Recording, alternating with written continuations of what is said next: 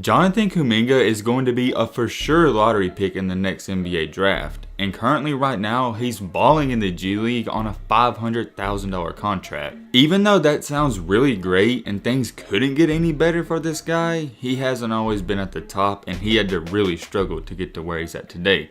And in today's video, I'm just here to explain to you his story.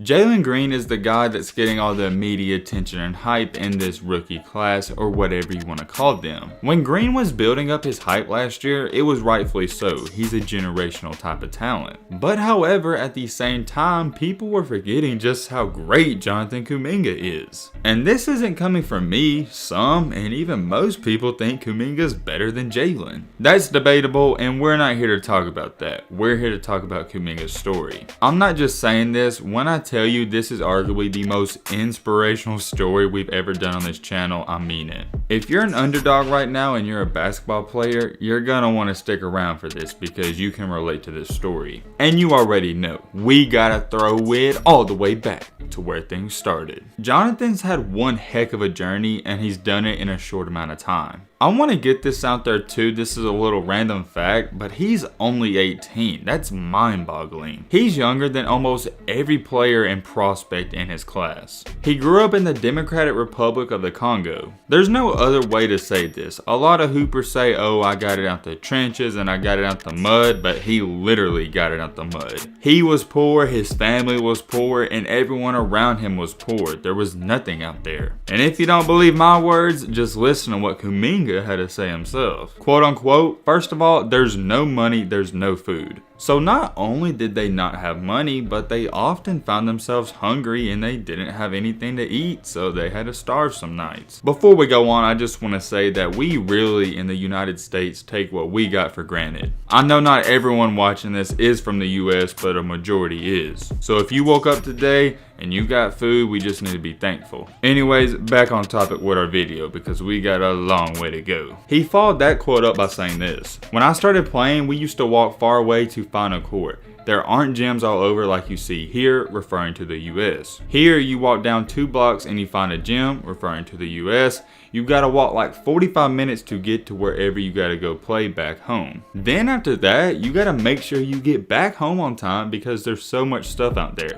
You might even find some people that are just going to see you on the road and stab you, try to kill you. It's kind of dangerous. The only words I have for that right there is wow. We really do take it for granted that we can just drive 20-30 minutes and find a park or a gym. Back where he's from though, you couldn't do that. A little fun fact to throw in there that I found interesting when doing research for this video is that his cousin is Emmanuel Mudiay. I don't know how they're related, but they are, so I found that pretty cool. Even though he grew up in a very difficult situation, he just tried to make the best out of it. Basketball wasn't something that he just started playing when he was 14 or 15 like many kids over there. He was playing his entire life. So just like many hoopers do, he used that as a gateway. When he was growing up, he was always playing on every single local team back at his home, but eventually it became clear not only to him, but many other people that he was passionate and good at basketball. There's a difference from being passionate and knowing you're not good. But everyone around this kid knew that he could be something great. So those same people are the ones who persuaded him to go to the United States for him to reach his full potential. And ultimately, to make a long story short, with a lot of thought and discussion, he did just that at only the age of 13. He hopped on a plane, flew to the US, and left his entire family. And that is tough, but you gotta make sacrifices. Here's what he had to say about it. That decision wasn't that hard because when I used to play back home, our team used to go all over, but not to other countries. We used to go around the country, so leaving my parents wasn't that hard. The last day I heard I was going to come over, I made that decision. I was like, I gotta man up, I gotta grow up. I'm going to see them one day, so I just gotta come over and continue to reach my goal. I feel like I say this every time, but those are very mature words from such a young kid. It's not like he wanted to, but he knew to better himself, he had to leave his family. When he got to the US, it wasn't as simple as you think. He wasn't a big time player just yet, but that changed very quickly.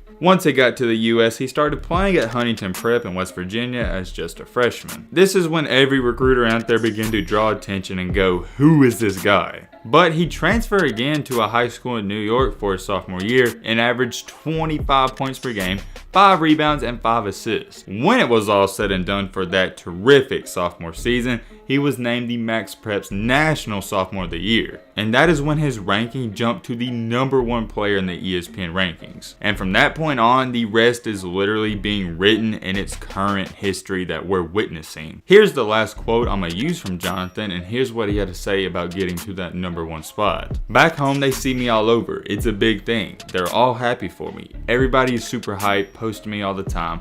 That motivates me too. When I left home, I told my mom I was going to be #1 in everything I do. I worked hard, and that's how I got to this point." Man, just such an inspirational story, and his life changed so much within 3 to 4 years. When he was 13, he left to come to the US. Nobody knew who he was, and by the time he was a junior, he was the #1 player in the country that he's not even from. It's remarkable, it is. There's no other way to put it. That's why the US is the land of opportunities. There's no excuse to not be great.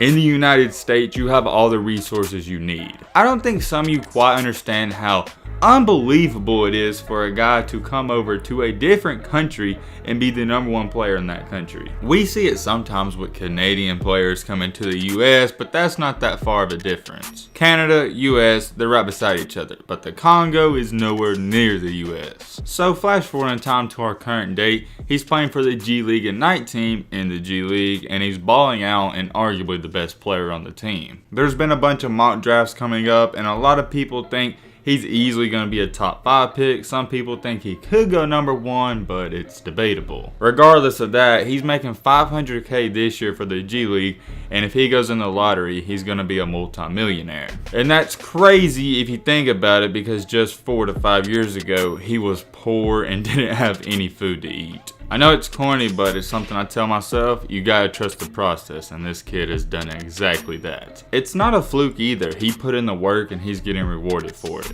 I'm wishing Kuminga, his family, and everyone around him the best of luck, and I hope he continues to see a lot of success in his basketball career. Let me know in the comment section what you think about his story, but with all that being said, that's gonna wrap up this video. Hope you guys enjoyed, hope you guys learned something. If you're new to the channel, what are you doing? Join the family, hit that subscribe button and leave a like for more. And as always, let's be great. I'm out, y'all. Peace.